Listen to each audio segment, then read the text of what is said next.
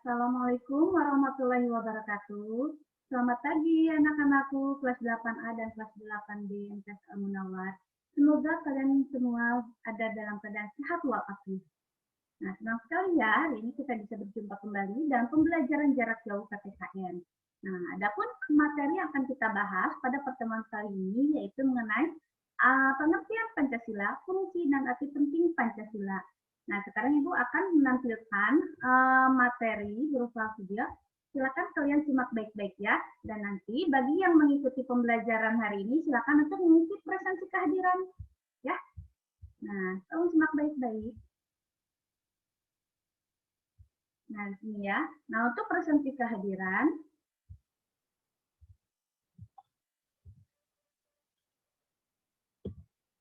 nah, ini ya, presensi kehadiran di sini. Bit.ly garis miring PJJ2 strip PPKN strip 8 ya. Nah, untuk pengertian Pancasila, perhatikan baik-baik. Nah, istilah Pancasila itu sendiri menurut Darji Darmodiharjo SH tahun 1955 sudah dikenal sejak zaman Majapahit pada abad ke-14. Terdapat dalam buku Negara Kertagama karangan Putra Panca dan buku Sutasoma karangan Empu Tular. Nah, istilah Pancasila dalam bahasa Sanskerta itu berasal dari kata panca dan sila. Panca artinya 5, sila artinya sendi atau asal. Yang berarti batu sendi yang 5. Dan juga berarti pelaksanaan kesusilaan yang 5. Ya. Nah, berikutnya, untuk lebih lanjut dalam buku tersebut, Pancasila memiliki dua pengertian, yaitu berbatu sendi yang 5 dan pelaksanaan kesusilaan yang 5. Nah, isi dari 5 sila tersebut, yang pertama, dilarang melakukan kekerasan, kedua, dilarang mencuri, ketiga, dilarang berjiwa dengki, keempat, dilarang berbohong, dan keempat, dan kelima, dilarang mabuk atau meminum minuman keras, ya. Nah, berikutnya, di sini istilah Pancasila dalam kehidupan kenegaraan pertama kali dikenalkan oleh Insinyur Soekarno. Tahu kan, Insinyur Soekarno itu sebagai Presiden pertama RI. Nah, dalam sidang BPUPKI pada tanggal 1 Juni 1945 ya. Sehingga sampai saat ini tanggal 1 Juni itu diperingati sebagai hari lahirnya Pancasila.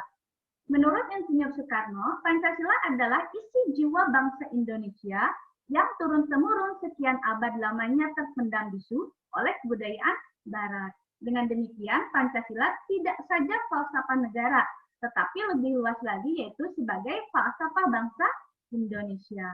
Ya. Nah, berikutnya mengenai fungsi Pancasila. Adapun fungsi Pancasila diantaranya, nah yang pertama, Pancasila sebagai jiwa bangsa Indonesia memiliki fungsi agar Indonesia tetap hidup dalam jiwa Pancasila. Setiap bangsa dan negara tentu memiliki jiwa.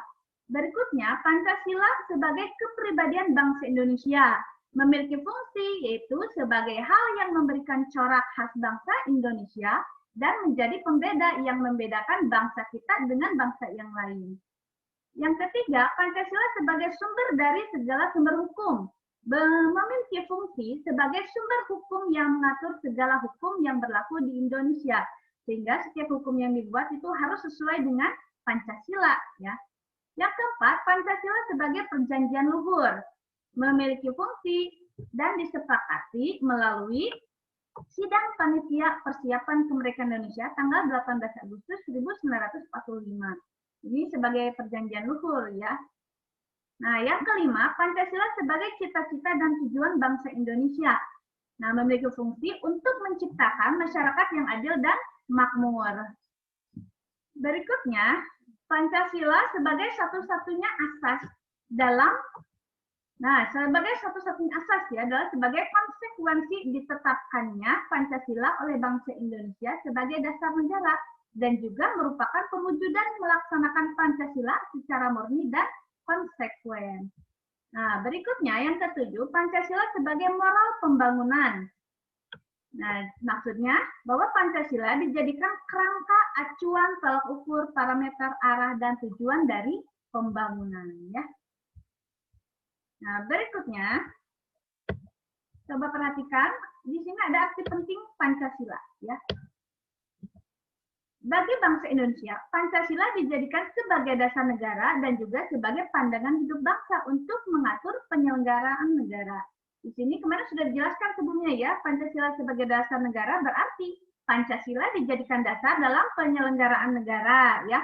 Pancasila sebagai pandangan hidup bangsa berarti Pancasila dijadikan pedoman dalam bertingkah laku, dalam kehidupan bermasyarakat, berbangsa, dan bernegara.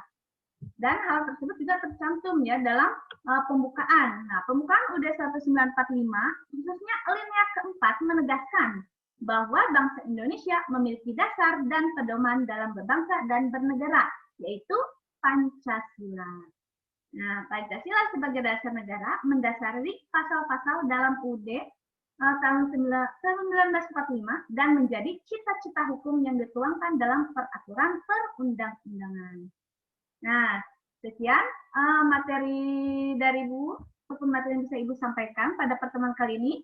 Jangan lupa belajar, Bu doakan semuanya dalam keadaan sehat walafiat ya, dan jangan lupa mengisi daftar kehadiran di presensi yang Ibu sediakan. Terima kasih semuanya. Wassalamualaikum warahmatullahi wabarakatuh.